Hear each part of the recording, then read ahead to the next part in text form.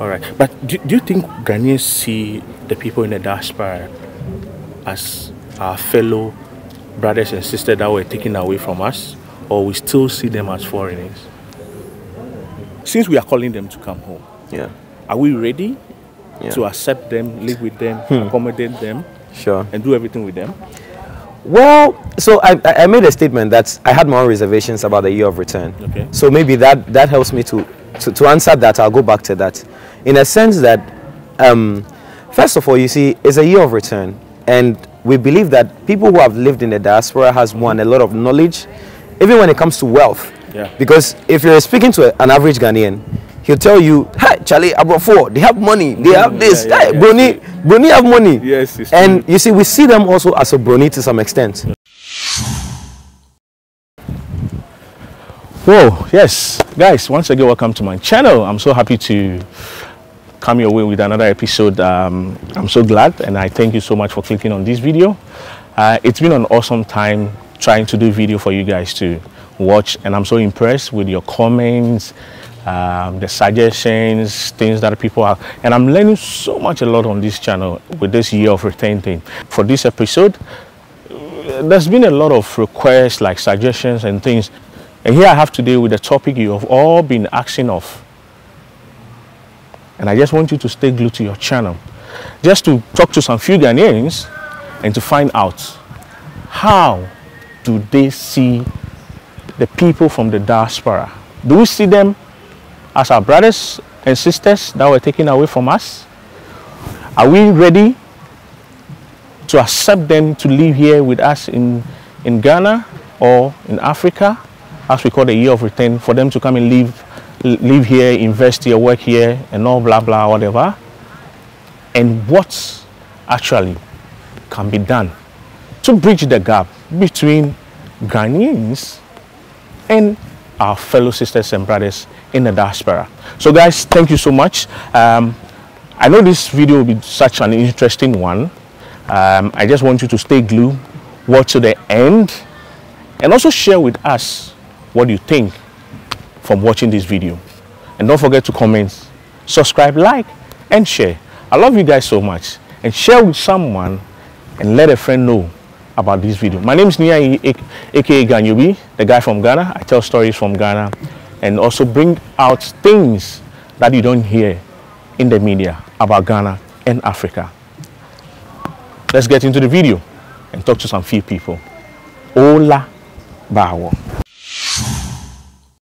Please, my name is Niiayi. Welcome to my channel. Thank you so much. My name is Mary Tokoli. Mary. Hey, yes. This is Mother. Okay, yeah. So, you know, welcome to my channel, bro. Thank you, man. How you doing? I'm fine, Charlie. Yeah. I like your African wear. Thank you. It was made by a friend of mine, actually. Oh, his name is Grandpa. Grandpa. Oh, yeah, okay. Grandpa Clothing. He's at Dansoman. Dansoman. You guys should link him up. Charlie, He will make some nice outfits for you. Wow. Nice to have you on my channel. Thanks. So we have a lot of people coming to the country for the year of return. Yeah. And most of them were blacks, Okay. coming from the Caribbean, some were coming from America, and which here we call them African Americans or Black Americans. Do you think Ghanaians are ready to accept these people in Ghana and live with them as we are calling them to return home? Well, it's a 50-50 kind of thing because, you know, in Ghana, normally they say Ghanaians are very hospitable. And so even though sometimes they may not really want to accommodate their thing for the sake of the fact that they are seen as like accommodating, as hospitable, so they would shut their eyes and pretend all is well. But when you look critically at things, I don't think there are people who may have their own views about it, who may express displeasure, but to be able to come all out to say they wouldn't, for the sake of hospitality, they will agree to it. Going on, right? Just wanted to ask you, were you aware of it? What do you think the year of return really, has it really benefited Ghana? Well, first of all, yes, I was aware of it. I heard a lot of noise about it. That, I mean, this was exactly 4 years of the slave, 400 years, I mean, of slave trade, the inception of the slave trade. So yeah, it was like the people coming back to their roots. So yes, I heard about it. I think it was great. It was a great initiative by the government. As to whether we did a lot with it, I have my own reservations. Okay. So I mean that's it basically. So do you think it was something good for Ghana?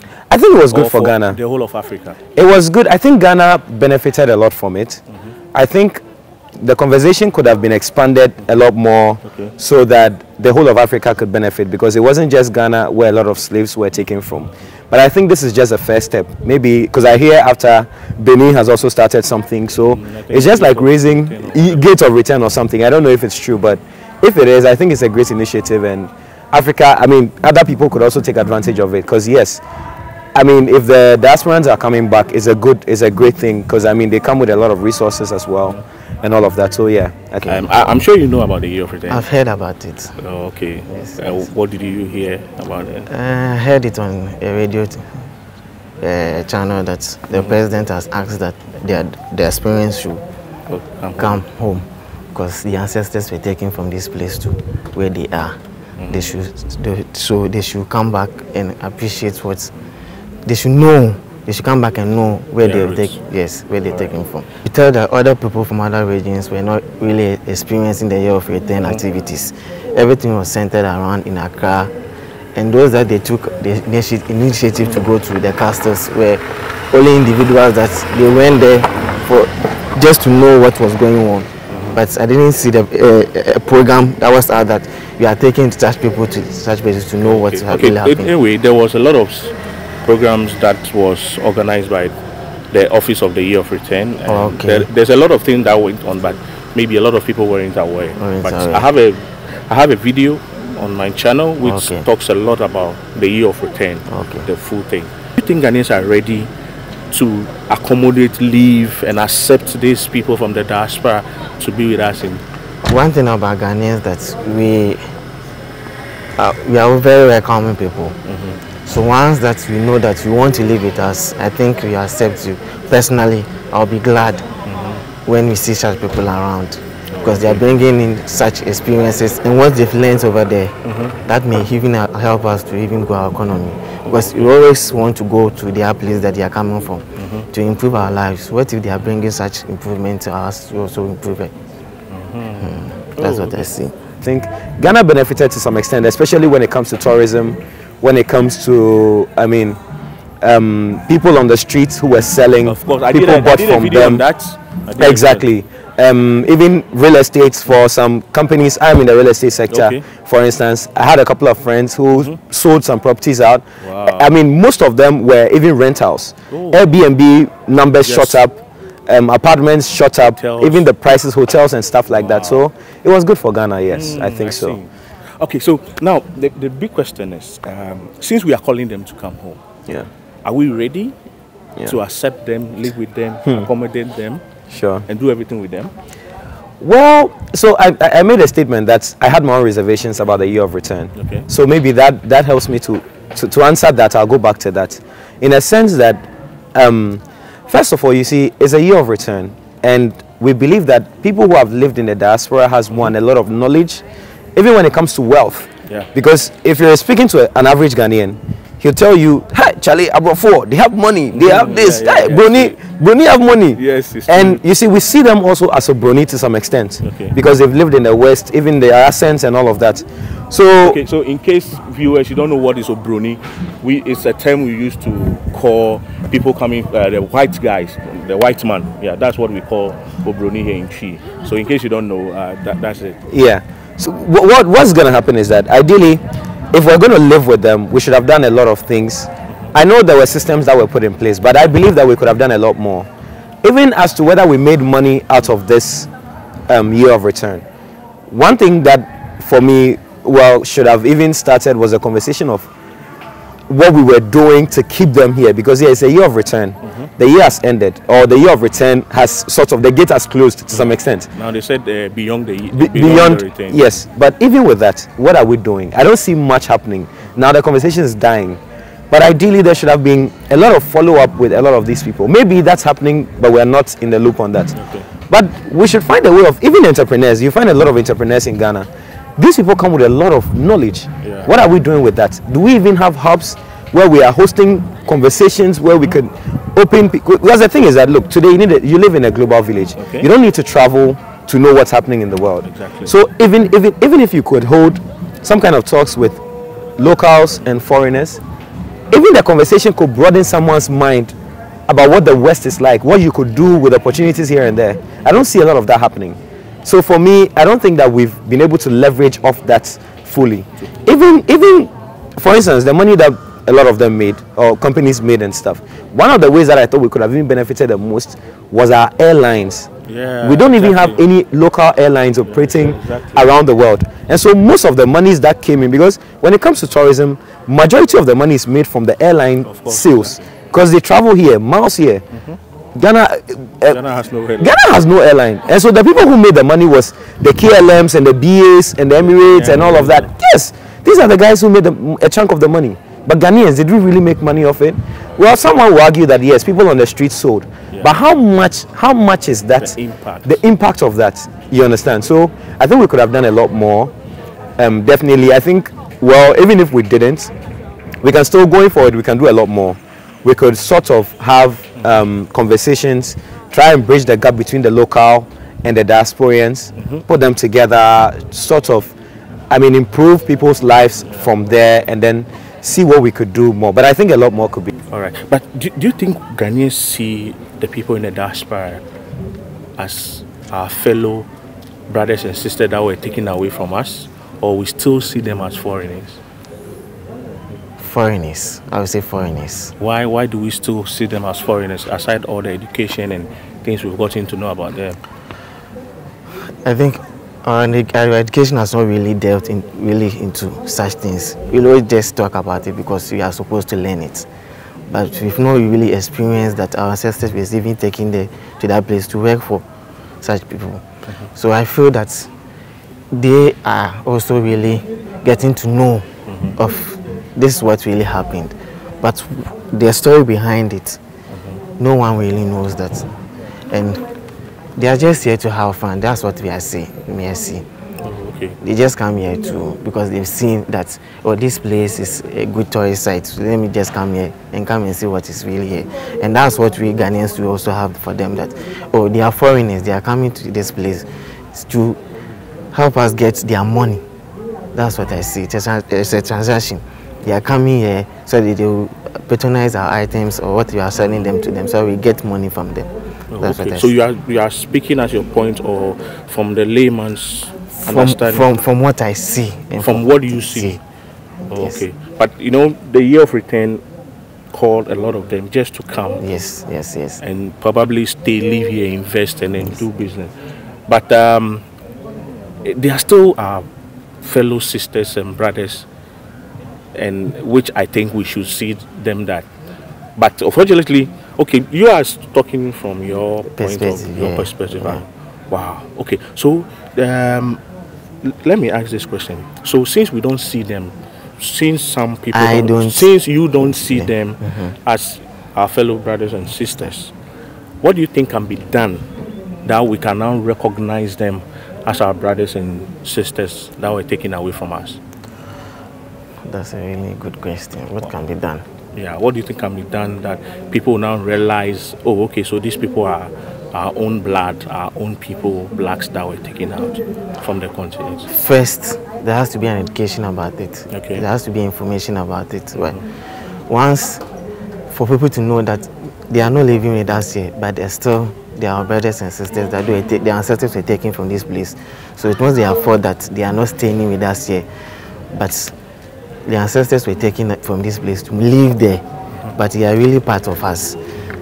And that's one thing I know for sure, that education will really help with us, with how we relate to each other. Education will be the key. That's what I think.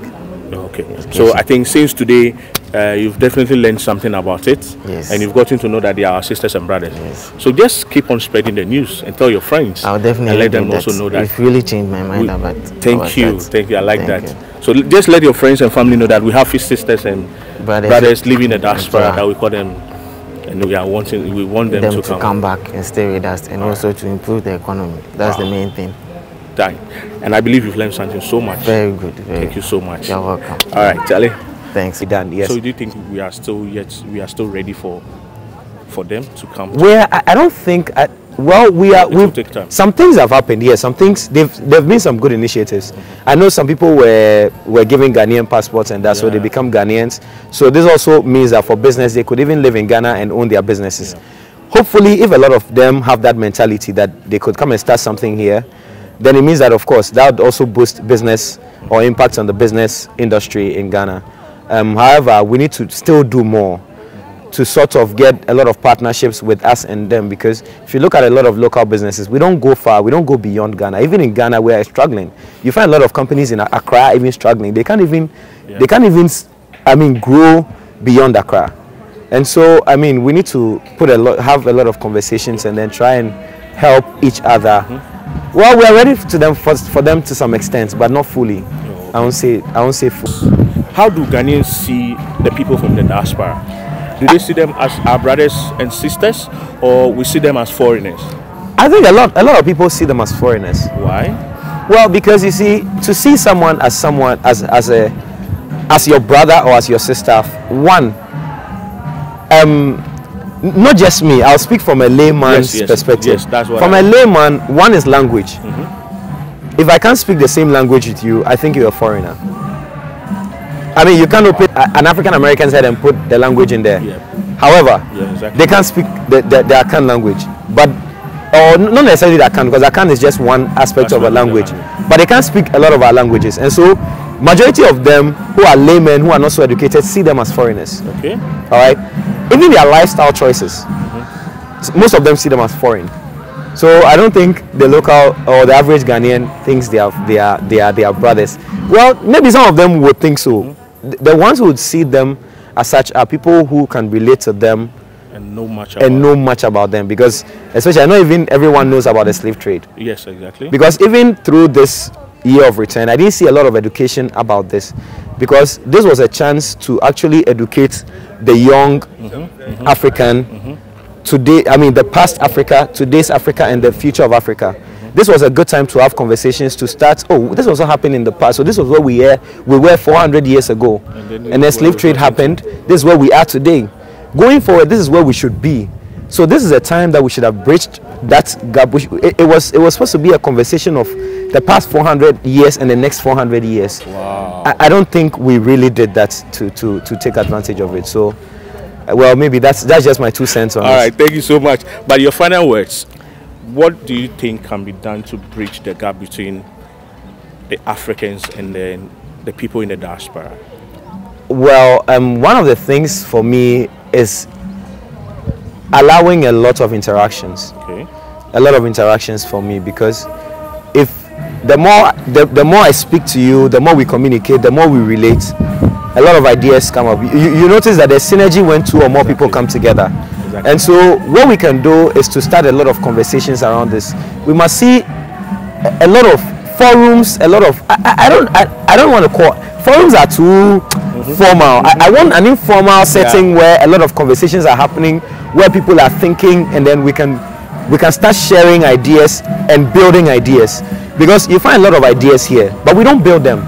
So this is where we need the diasporans to come in and help us build stuff, because they come with wealth, knowledge, and then some kind of power as well, because they could influence society today. Exactly. So definitely we need a lot more interactions. Course, that's what I think. Sure. Thank you so much. Are you on social media? Yes, I am. I'm on social media, but I have an Instagram account. Okay. And it's called A Place Africa. I do a lot of tourism. I like to travel a lot, so just check my page out. If you want to know more about me, just check out A Place Africa, on Instagram. You'll love it. Check it out, and then follow and hit me up. Thank you so much. Thank you so much. It's been good talking to you. You're